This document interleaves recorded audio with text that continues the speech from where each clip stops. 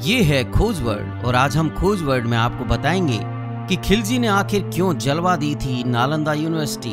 दोस्तों, इससे पहले आप लोग हमारे चैनल को सब्सक्राइब कर लीजिए, लाइक कीजिए और शेयर कीजिए। तो आइए दोस्तों शुरू करते हैं। नालंदा वो जगह है जो 6th सेंचुरी BC में पूरे वर्ल्ड में नॉलेज का सेंटर थी। कोरिया, जापान, चीन, तिब्बत और तुर्की से यहाँ स्टूडेंट्स और टीचर्स पढ़ने पढ़ाने आते थे, लेकिन बख्तियार खिलजी नाम के एक सिरफिरे की सनक ने इसको तहस नहस करके रख दिया। उसने नालंदा यूनिवर्सिटी में आग लगवा दी, जिससे उसकी लाइब्रेरी में रखी बेशकीमती किताबें जलकर खाक हो गईं। खिलजी ने नालंदा के कई धार्मिक लीडर्स और बौद्ध भिक्षुओं की भी हत्या करवा दी। 6ठी शताब्दी में हिंदुस्तान को सोने की चिड़िया कहा जाता था। ये सुनकर यहाँ मुस्लिम आक्रमणकारी आते रहते थे। इन्हीं में से एक था तुर्की का शासक इख्तियारुद्दीन मोहम्मद बिन बख्तियार खिलजी। उस समय हिंदुस्तान पर खिलजी का ही राज था। नालंदा यूनिवर्सिटी तब राजगीर का एक उपनगर हुआ करती थी। यह राजगीर से पटना को जोड़ने वाली रोड पर स्थित है। यहाँ ज्यादातर स्टूडेंट्स विदेशी हुआ करते थे। उस वक्त 10,000 छात्र यहाँ पढ़ते थे, जिन्हें 2,000 शिक्षक गाइड किया करते थे। महायान बौद्ध धर्म के इस विश्वविद्यालय में हीनयान बौद्ध धर्म के साथ ही दूसरे धर्मों की शिक्षा भी दी जाती थी। मशहूर चीनी यात्री वेनसांग ने भी यहाँ साल भर शिक्षा ली थी। ये वर्ल्ड की ऐसी पहली यूनिवर्सिटी थी जहाँ रहने के लिए हॉस्टल भी हुआ करते थे। कहा जाता है कि एक बार बख्तियार खिलजी बुरी तरह बीमार पड़ा। उसने अपने हकीमों से काफी इलाज करवाया, लेकिन उसका कोई असर नहीं हुआ।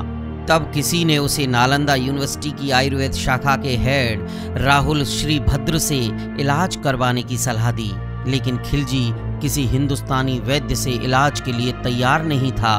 उसे अपने हकीमों पर ज्यादा भरोसा था। उसका मन ये मानने को तैयार नहीं था कि कोई हिंदुस्तानी डॉक्टर उसके हकीमों से ज्यादा काबिल हो सकता है। कई हकीमों से सलाह करने के बाद आखिरकार खिलजी ने इलाज के लिए राहुल श्रीभद्र को बुलवाया।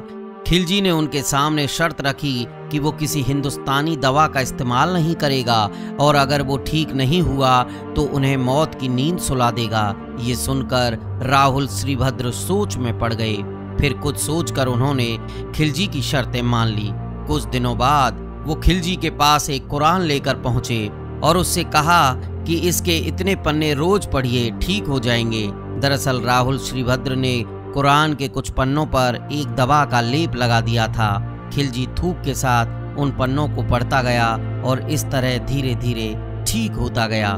लेकिन पूरी तरह ठीक होने के बाद उसने हिंदुस्तानी वैद्य के एहसानों को भुला दिया। उसे इस बात से जलन होने लगी थी कि उसके हकीम फेल हो गए, जबकि एक हिंदुस्तानी वैद्य उसका इलाज करने में सफल हो गया।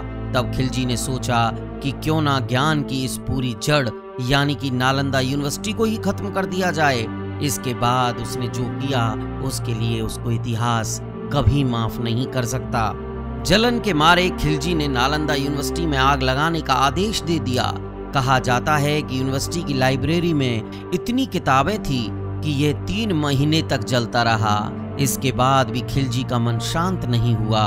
उसने नालंदा के हजारों शिक्षक, धार्मिक लीडर्स और बौद्ध भिक्षुओं की हत्या करवा दी। बाद में पूरे नालंदा को भी जलाने का आदेश दे दिया। इस तरह उस सनकी ने हिंदुस्तानी वैद्य के एहसान का बदला ऐसे चुकाया। नालंदा यूनिवर्सिटी की स्थापना गुप्त वंश के शासक कुमार गुप्त प्रथम ने 450 से 470 ईस्वी के बीच की थी। यूनिवर्सिटी स्थापत्य कला का अद्भुत नमूना थी। इसका पूरा कैंपस एक बड़ी दीवार से घिरा हुआ था, जिसमें आने जाने के लिए एक मुख्य दरवाजा था। नॉर्थ से साउथ की ओर मठों की कतारें थी और उसके सामने अनेक भव्य स्तूप और मंदिर थे। मंदिर में भगवान बुद्ध की मूर्तियां थी। यूनिवर्सिटी की सेंट्रल बिल्डिंग में 7 बड़े और 300 छोटे कमरे थे। इनमें लेक्चर हुआ करते थे। मठ 1 से अधिक मंजिल के थे। हर मठ के आंगन में एक कुआं बना था। 8 बड़ी बिल्डिंग्स, 10 मंदिर, कई प्रेयर और स्टडी रूम के अलावा इस कैंपस में सुदूर बगीचे और झीलें भी थी। नालंदा को हिंदुस्तानी राजाओं के साथ ही विदेशों में भी आर्थिक मदद मिलती थी। यूनिवर्सिटी का पूरा प्रबंध कुलपति या प्रमुख आचार्य करते थे, जिन्हें बौद्ध भिक्षु चुनते थे। दोस्तों, एक सन की राजा की सनक ने इतनी बड़ी यूनिवर्सिटी को तबाह कर दिया। इतिहास उसके लिए उसको धिक्कारता है और हम उसे कभी माफ नहीं कर सकते।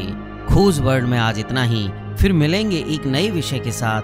तब तक के लिए नमस्कार।